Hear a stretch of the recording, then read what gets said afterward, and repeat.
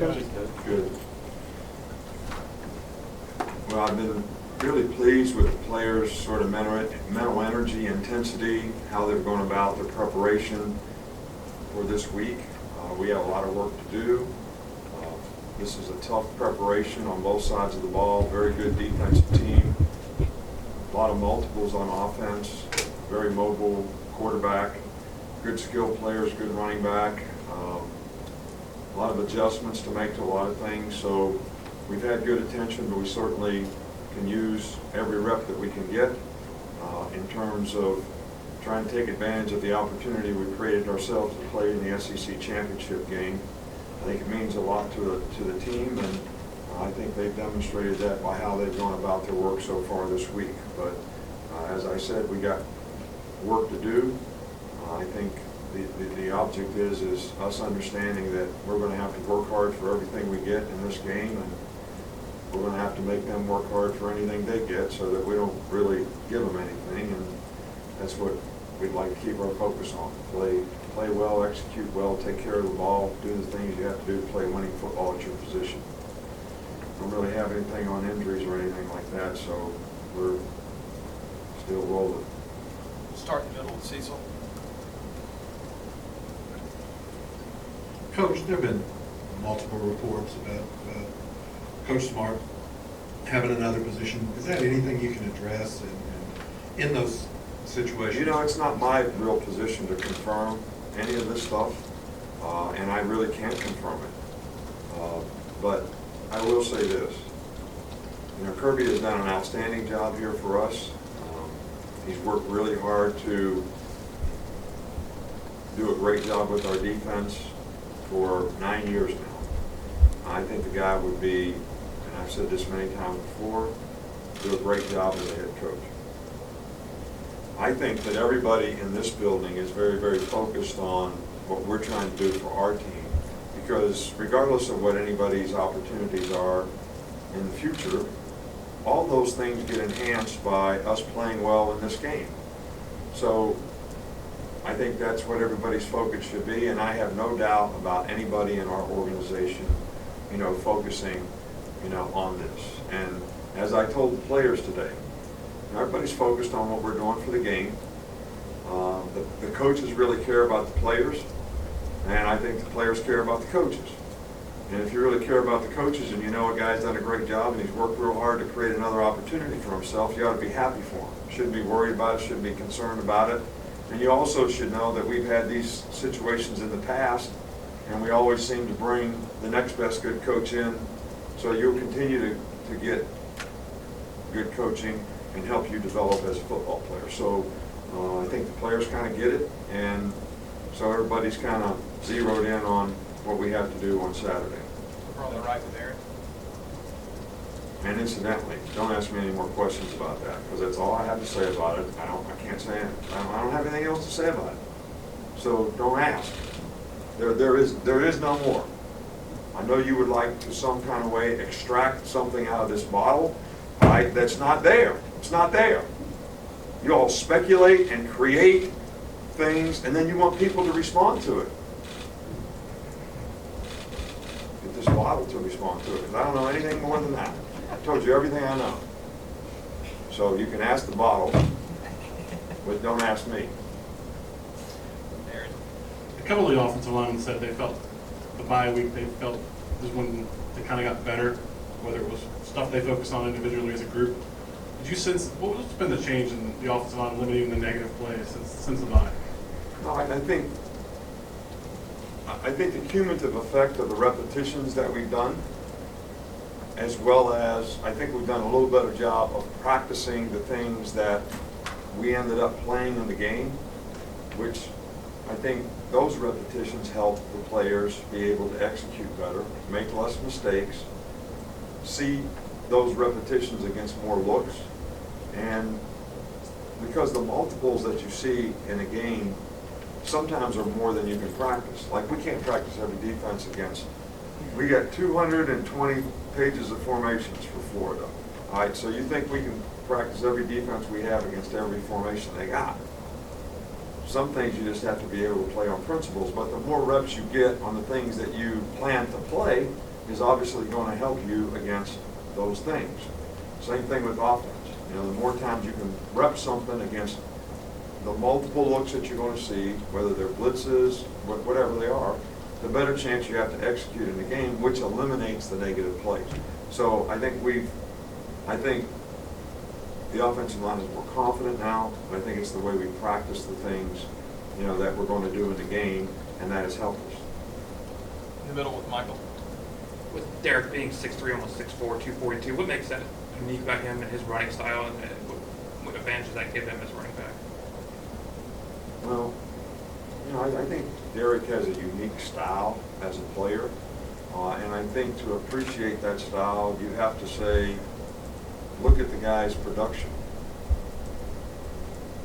And, you know, his size and speed are tremendous assets, but, you know, his instinctive ability as a runner and his power as a runner and the difficulty that he creates for people to tackle him make his style a little bit unique.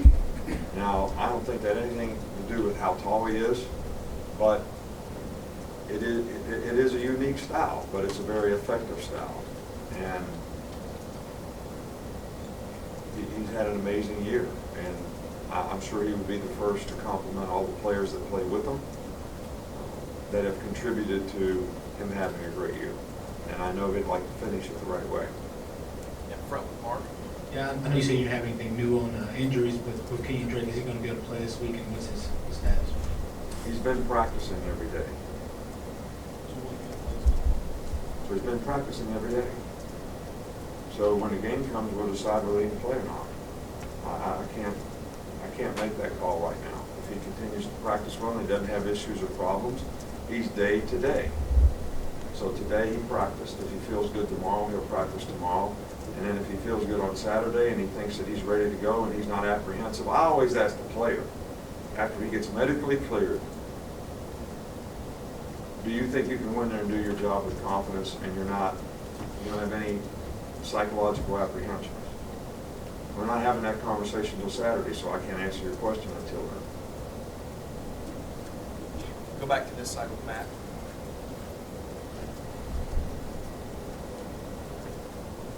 Nick, how much of a priority is it for you guys to keep Treon Harris in the pocket? Just watching him some, it seems like a lot of his big plays, throwing the ball have come after he got out. He has a lot of big play scrambles, and he has a lot of big play runs. A lot of his big play runs are when you don't keep good pass rush lanes and he steps up and takes off running. You know, when he runs sideways, he keeps his eyes downfield really well, and you know, he's very athletic. I mean, he reminds me a lot of Blake, and I think our front guys are going to have to do a really good job with him. I mean, there's no question about it. They've got good skill guys too, so it's not like you can just sit there and not worry about covering people. And he is a very capable passer. I mean, the guy's a very capable passer. He completes a high percentage of his balls, and you know, I think the best thing you do is try to keep him in the pocket and press the pocket and push the pocket so he can't step up in the pocket. Is probably the best way to try to defend him. Last one down front. You mentioned the O-line improvement. I'm going to ask you, how much did you get out of the bye week in terms of the self-scouting things that you do? You know, did that help y'all? Well, we sort of review that every week. I think when you have a bye week, you take a little bit more time with it and do some self-analysis on what you could do better, what you're going to play against in the future, maybe some of the things that you need to do. The other thing that we do in a bye week is, you know, we took every team that we were going to play after the bye week. We just didn't work on LSU all the time. You know, we had a day on Auburn, we had a day on Mississippi State, and we had extra day on Auburn. So, you know, we actually had an extra day of preparation in some of the things that we were going to do in those games, which I think, you know, is also, you know, beneficial to the players. So when the game plan comes up for that particular game, that they've already been exposed to parts of it, and especially the things that are different. And I think that's beneficial. So, but you're only as good as your last play. You're only as good as your last game. And I think that we're focused on what we need to do looking ahead.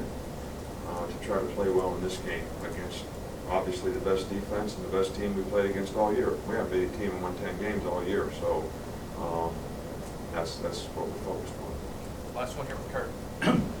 Coach, when you were an assistant coach and thinking about being a head coach one day, did you think about being an NFL coach or a college coach? And also, did you have a dream job out there?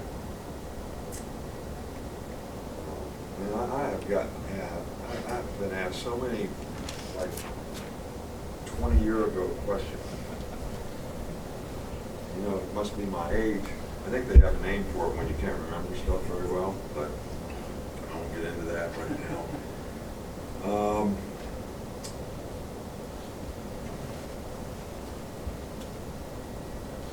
When I was a defensive coordinator at Michigan State, it's the first time we had success in 1987, I think it was.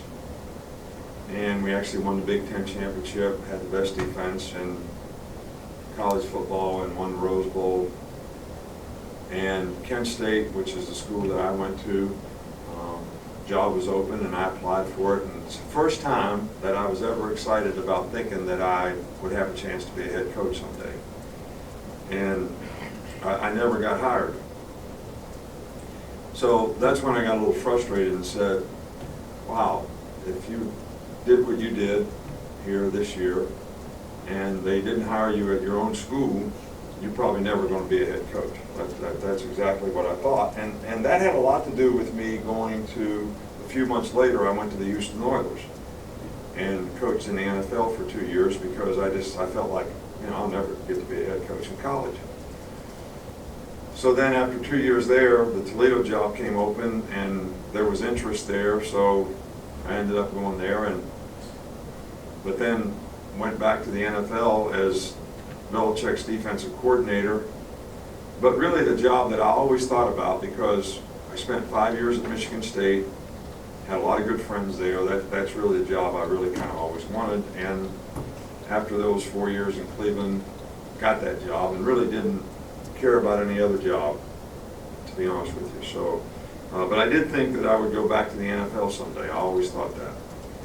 If I ever got the opportunity to be a head coach, and I got that opportunity, and I think most people would agree that maybe it wasn't the smartest thing for me to do, but you learn a lot about yourself, and you figure out where you want to go and what you want to do. And I thought I wanted to enjoyed college coaching more because of, you know, the things that you do for players and how they sort of develop and benefit personally, academically, and athletically, and a lot more self-gratification in some of those areas and some of those things. So, and they happen every day. I mean, to see Roy Upchurch having success in his life right now, and B.J. Scott being a coach, and a lot of guys that have been in this program are doing really well now, and it makes me feel good to see them have success and feel like something they learned while they were here, you know, kind of helps them do that. So